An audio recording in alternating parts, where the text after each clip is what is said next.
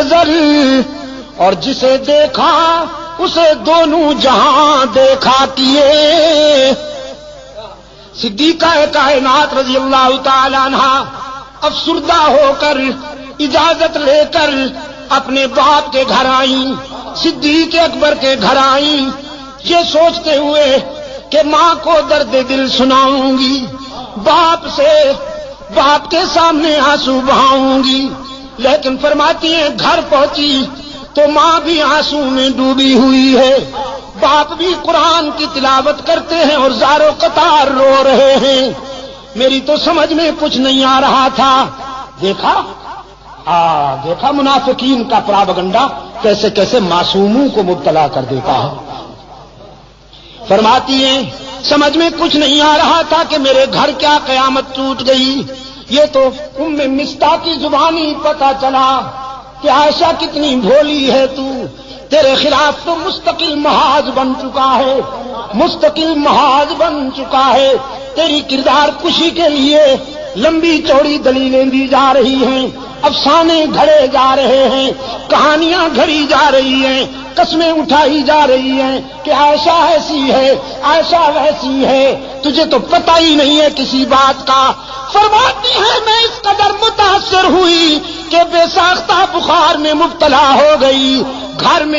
گھر کے اس کونے میں چلی گئی مسلح اٹھا کر جہاں مکمل اندھیرا تھا، تنہائی تھی. ماں نے گھبرائی ہوئی بیٹی کو مسلح اٹھا کر جاتے دیکھا، سوچا کہیں جان سے نہ مار ڈالے خود کو. پوچھا بیٹی کہاں جاتی ہو؟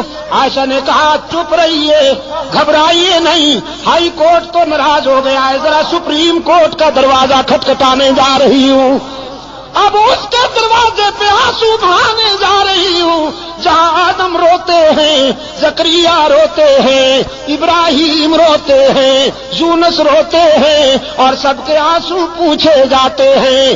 آج اس کے محبوب کی عائشہ بھی آنسو کا نذرانہ لے کر جا رہی ہے، اللہ کی عدالت میں اپیل کرنے جا رہی ہوں. میرے معبود میرے کردار کو کوئی اور جانے یا نہ جانے، لیکن تو میرے کردار کو بھی جانتا ہے، افکار کو بھی جانتا ہے.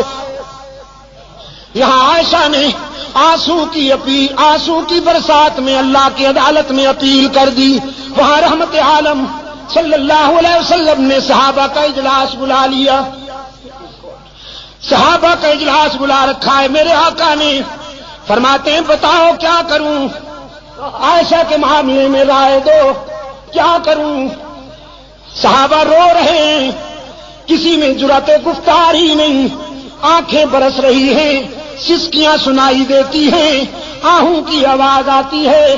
رحمت عالم فرماتے ہیں بولو نا، عائشہ کے معاملے میں کیا کروں، لوگ ایسی ویسی باتیں کر رہے ہیں. ایک آواز آئی اللہ کے رسول اگر عائشہ سے آپ زیادہ ہی قبیضہ کھاتے رہیں، اگر آپ کا دل زیادہ دکھ گیا ہے تو آزاد کر دیجئے.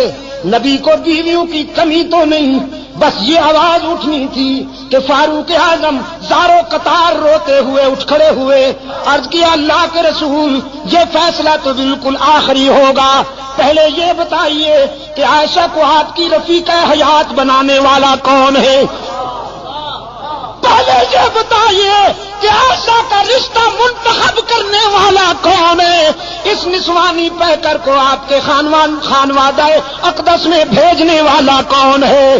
پہلے یہ ہمیں بتائیے، ہم اس سے پوچھیں گے کہ تم نے کس کے لیے کون سا رشتہ منتخب کیا تھا. رسول کی انگلیاں آسمان کی طرف اٹھ گئی.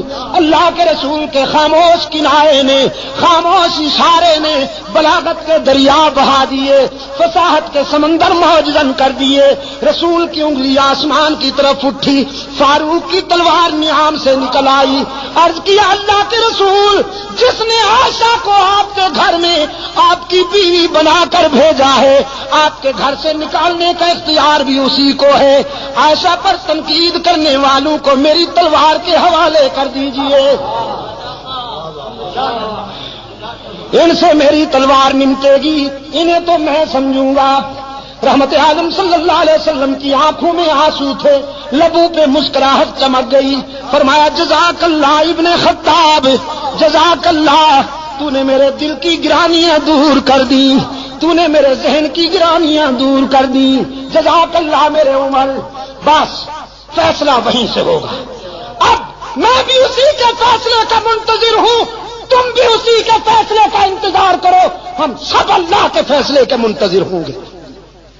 یہاں سے نعرہ تکبیر، نعرہ تکبیر، اسلامی انقلاب، شان صحابہ، شان صحابہ، مولانا عبد المجید شاہ ندیم، مولانا ضیاء الرحمان فاروقی، حضرت مولانا محمد ایوب جان پنوری، چترال کے غیور عوام، مجاہدین افغانستان، ہم سب اللہ کے فیصلے کا انتظار کریں گے۔ میرے آقا یہاں سے اٹھے اور چترال کے روشن ضمیروں، جانتے ہو کہاں پہنچے؟ ایک گھر بڑا خوش نصیب ہے، ایک گھرانہ بڑا خوش نصیب ہے، ساری کائنات رسول کے قدموں میں، اور رسول ابو بکر کے دروازے پر، صدیق اکبر کے دروازے پہ دستک ہوئی، دروازہ کھٹکھٹایا گیا۔ حضرت عائشہ کی غمزدہ ماں نے ڈوبی ہوئی آواز میں پوچھا، من بالباب، کون ہے؟ ہمارا دروازہ کھٹکھٹانے والا کون ہے؟ بس چھوڑ دو ہمیں اپنے حال پر، ہمیں کیوں ستاتے ہو، ہمیں کیوں تڑپاتے ہو، ہمیں اپنے حال پہ رہنے دو۔ باہر سے کوثر و تسنیم میں دھلی ہوئی آواز بلند ہوئی، ابو بکر کے گھر والوں دروازہ کھولو نا، تمہارے دروازے پہ آسمان رسالت کا سراج منیر آیا ہے، عبداللہ کا یتیم آیا ہے، محمد عربی آئے ہیں، دوڑتی ہوئی آئی ہے۔ حضرت عائشہ کی والدہ دروازہ کھولا، رحمت عالم صلی اللہ علیہ وسلم کو دروازے پہ موجود پایا، عرض کیا اللہ کے رسول آپ، صبح صادق طلوع ہو گئی، شام غم کو سویرا مل گیا۔ رحمت عالم صلی اللہ علیہ وسلم نے فرمایا باقی باتیں بعد میں، پہلے یہ بتاؤ میری عائشہ کہاں ہے؟ عائشہ کہاں ہے؟ اور حضرت عائشہ فرماتی ہیں میں اپنی والدہ اور اپنے آقا کے الفاظ سن رہی ہوں، میرے دل نے تقاضا کیا کہ اٹھوں اور دامن رسول سے چمٹ کر جی بھر کے رو لوں، سارے دل کا بوجھ اتار دوں، لیکن پھر میرے ضمیر نے میرے قدم روک لیے۔ کہاں جاتی ہو؟ جس کی عدالت میں اپیل کی ہے ذرا وہاں سے فیصلہ تو ہو لینے دو، اس کی عدالت کو چھوڑ کر یہ سچ ہے کہ آج تیرے در پہ تیرا محبوب آیا ہے، لیکن اس عدالت کو چھوڑ کر کہاں جاؤ گی؟ ماں نے عرض کیا اللہ کے رسول میری بیٹی تو اسی دن سے آنسو میں ڈوب چکی ہے، بولتی بھی نہیں، کسی بات کا جواب بھی نہیں دیتی، مصلے پہ سجدے میں روتی رہتی ہے۔ رحمت عالم صلی اللہ علیہ وسلم قریب آئے، عرض فرمانے لگے عائشہ آج اپنی صفائی میں جو کچھ کہنا چاہتی ہو کہو، سننے کے لیے آیا ہوں۔ حضرت عائشہ فرماتی ہیں میرے آقا اشکو بسی و حزنی اللہ، آج میرا وہی حال ہے جو ابو یوسف کا تھا۔ فرماتی ہیں میرے غم و حزن کا یہ عالم کہ یعقوب علیہ السلام کا نام ہی بھول گیا، ابو یوسف کہہ کر گزارا کیا۔ آقا میں آج کیا کہوں بھی تو لوگ نہیں مانیں گے، جو کچھ کہنا چاہتی تھی علیم بذات الصدور کو کہہ بیٹھی ہوں اور اسی کے فیصلے کی انتظار کر رہی ہوں۔ وہ یوسف پر الزام کی صفائی دینے والا ہے، وہ موسیٰ پر الزام کی صفائی دینے والا ہے، وہ عیسیٰ پر حضرت مریم پر لگائے جانے والے الزام کی برات کرنے والا ہے۔ آج ابو بکر کی بیٹی بھی اسی کے دروازے پہ رو رہی ہے، میں نے جو کچھ کہنا تھا اسی کو کہہ بیٹھی ہوں۔ رحمت عالم نے فرمایا عائشہ میں بھی اسی کے فیصلے کا منتظر ہوں، اس لیے کہ تیرے بیٹے نے تیرے بیٹے نے تیری مثل سپریم کورٹ میں بھیج دی تھی، عمر نے تیرا کیس اللہ کی عدالت میں بھیج دیا ہے، میں بھی اسی کے فیصلے کا منتظر ہوں۔ صدیقہ فرماتی ہے میں نے سوچا وہ بڑا بے نیاز ہے، نہ معلوم کب فیصلہ آئے گا، یہ تو معلوم ہی نہیں تھا مجھے کہ ہم ہی میدان و ہم ہی گو۔ حضور بیٹھے، چہرے پر وہ پسینے کی بوندیں چمکنے لگی جو وحی کے وقت ہوا کرتی تھیں، چادر اوڑھ لی اور جسد اطہر پر وہ کپ کپی تاری ہو گئی جو وحی کے وقت ہوا کرتی تھی۔ میں سمجھ گئی کہ کال مل گئی ہے، رابطہ قائم ہو گیا ہے، کانپتی ہوئی اٹھ بیٹھی، دیکھوں فیصلہ کیا ہوتا ہے۔ ماں بھی قریب آ بیٹھی ہے۔ رحمت عالم صلی اللہ علیہ وسلم پر کچھ دیر وحی کی کیفیت طاری رہی، پھر حضور نے چہرہ اطہر سے چادر اٹھائی۔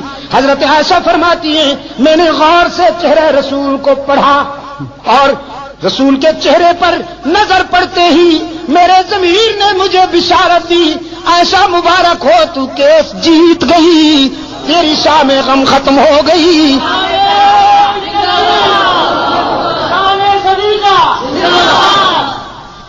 اس لیے کہ رحمت عالم صلی اللہ علیہ وسلم کے چہرے پر غم و حزن کے آثار غائب تھے، راحت و مسرت کا سویرا چمک رہا تھا۔